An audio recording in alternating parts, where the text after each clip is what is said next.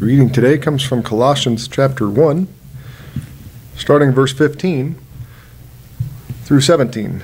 Colossians 1:15. He is the image of the invisible God, the firstborn over all creation. For by him all things were created that are in heaven and that are on earth, visible and invisible, whether thrones or dominions or principalities or powers. All things were created through him and for him. And he is before all things, and in him all things consist.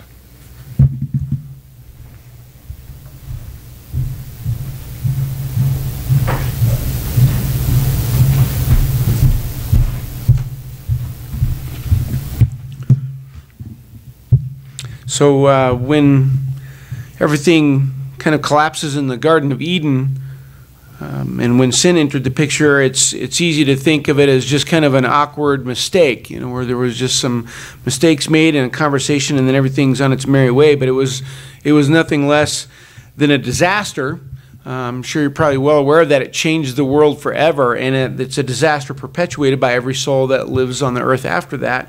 And it's called the law of sin and death. The price for every sin is death, and it affects us physically and spiritually. This realm was damaged and ruined beyond repair. On our own, there was no way that we could repair the damage, and so it would take a very specific kind of person to handle the situation. I've heard it described as the sin problem. How does God deal with what he loves and who he loves when it is so deeply entangled in what he hates and cannot allow in his presence? And it's kind of easy to get way ahead of ourselves in a lesson like this. You automatically think Jesus and got it, check, and then we're done. But that's exactly right. Of course, that's right. But maybe if we come at this from a different angle, it'll help us get a better grip on who Jesus really is. I think we kind of spend our time as Christians kind of reconfirming what we already know, but maybe also finding different facets from other angles to appreciate him on other levels as well.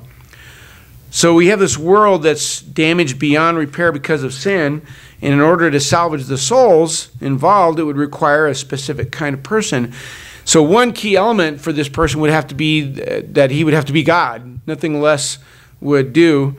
He would have to be God. Only someone sinless would be able to take on sin and the law of sin and death. And once you sin, you become its slave. Anyone who sins even one time is automatically disqualified as this person. So it had to be God, because only God is sinless. We know this, and that's who Jesus is. Here's Hebrews 1:3. I think this passage really captures it for me, at least. Hebrews chapter 1, verse 3. It's pretty straightforward about who Jesus is. Kind of pinpoints it in very extreme terms.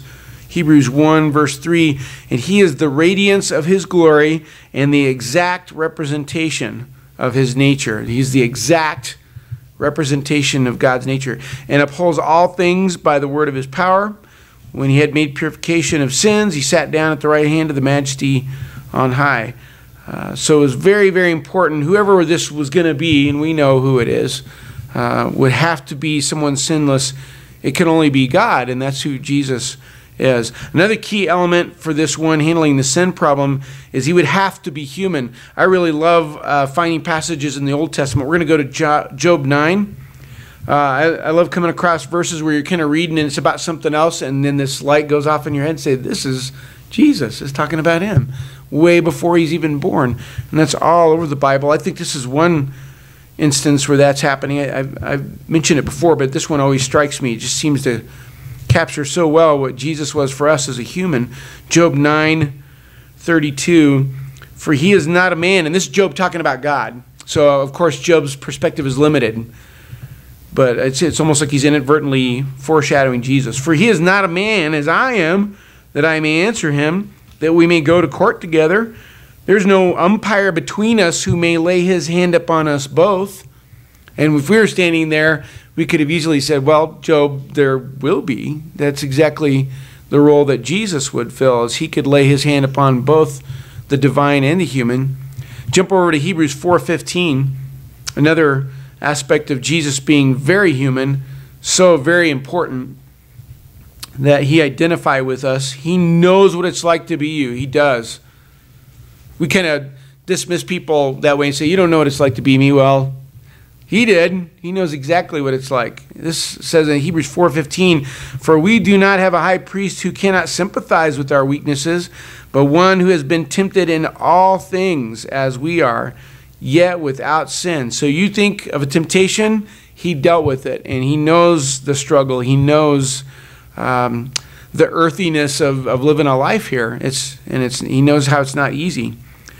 So in order to come into the world and repair it from the inside, it's going to need somebody with power. Just the fact that he's God and the fact that he's human, of course, is essential, but along in keeping with that, to repair it from the inside, it's going to be necessary to wield incredible power. And when it was necessary to teach something with any action that he would take in regard to this mission that he had. He'd even need to be able to control nature. Jesus was able to do miracles, but it wasn't a show. It wasn't just, wow, that's amazing, he can do that. It was to demonstrate who he was. It was to confirm his authority. If you look at Mark 4, this is one instance where even the people around him, it makes me think of John, where he said, well, I kind of knew him, but I didn't really know him. I think that's kind of going on here with the apostles when he demonstrates some power. Mark 4:39, and this is of course with the storm hitting them in the boat, and it says, and he got up and rebuked the wind and said to the sea, hush, be still. And the wind died down and it became perfectly calm. And he said to them, why are you afraid? Do you still have no faith? They became very much afraid and said to one another, who then is this that even the wind and the sea obey him? And I find it very almost hilarious that they're more afraid after the storm's over. They're terrified of the one who calmed the storm. It's a demonstration of his authority. Because if he could do that, then he's capable of doing incredible things. But he would need to be able to not just control the weather, he would need to be able to control everything. And I'm going to say he would need to be able to control almost everything. And you might be surprised that I say almost, but this is why. It's important to God that we have free will. He will not tamper with that. That's the one thing he chooses not to control is our ability, which puts us in a very precarious and exciting position. We can reject or accept everything that he offers. All the universe is under his control except you. But everything else is under his control. It was very important that be the case. He would need to be able to override nature, so to speak. Miracles weren't just really, in fact, I like how one guy put it, it wasn't really a disruption. I always thought of miracles as kind of an interruption. This is what normally happens. We're going to shut all that down and do this instead. But one guy put it, it's not really a disruption. It's more of a, or, it's not defiance of the laws of physics. It was simply the maker doing more things with what he made. This is what he made, and he's just doing additional things. It was not a defiance of the system.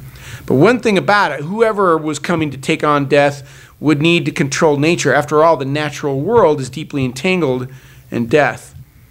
And one way God demonstrates this, I really like this too, is he controls the oceans. You've probably come across some verses like this. Every once in a while, he'll say, yes, and I tell the ocean what to do, which is pretty impressive when you think about it. Here's Proverbs 8. Here's just one of them.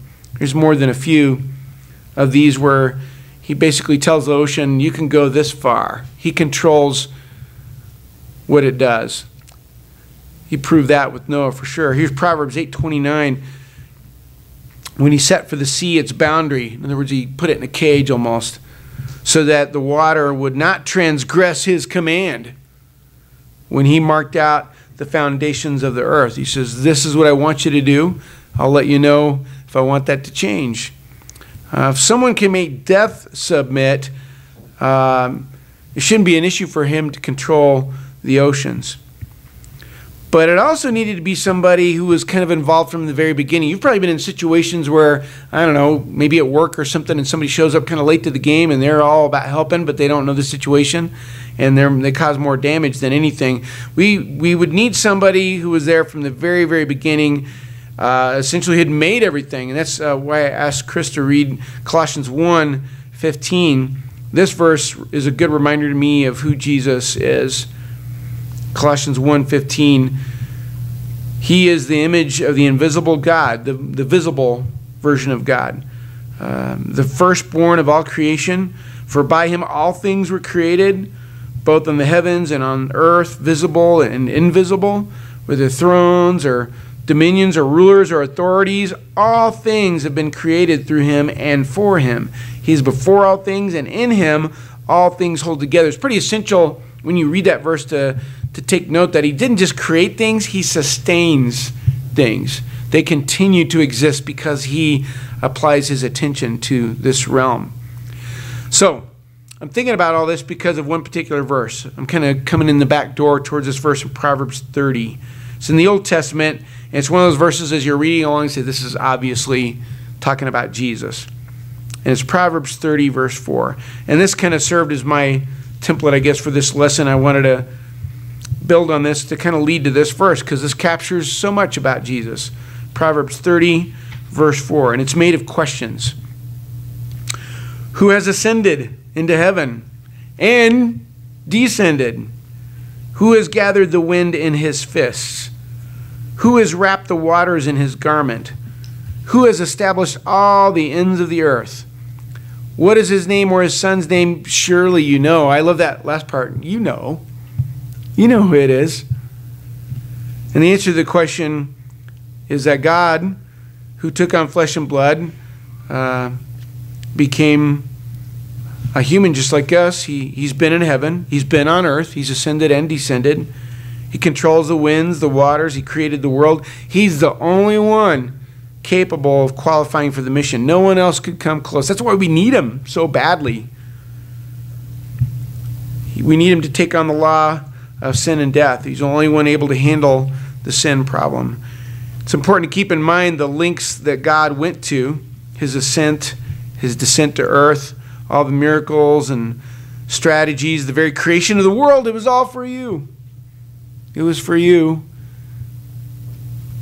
He's in control of it all, and he can manipulate almost everything. But there's one thing, at least one thing, there's something he can't control, and that's you.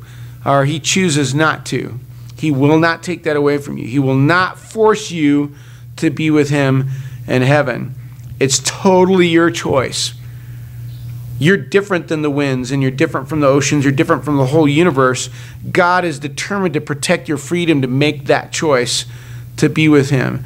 And that means your choices determine everything. It's all in your hands. He's given that to you. That means you get everything or lose everything. If you've already made that choice, if you're a Christian, remember what was done to make sure you are safe and sound. You're completely safe and sound, and there's a lot of peace of mind in that.